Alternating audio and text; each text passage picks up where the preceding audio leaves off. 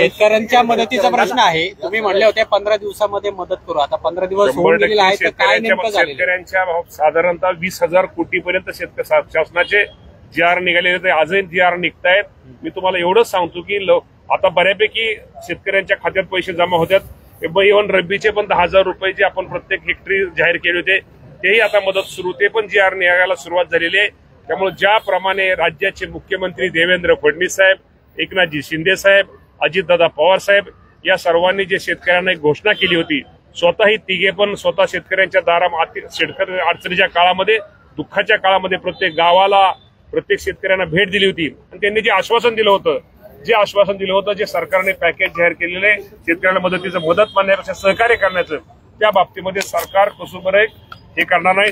शेतकऱ्यांना संपूर्ण रक्कम, संपूर्ण मदत ही दिली जाईल. आतापर्यंत 20,000 कोटीपर्यंत जी.आर. निघालेले.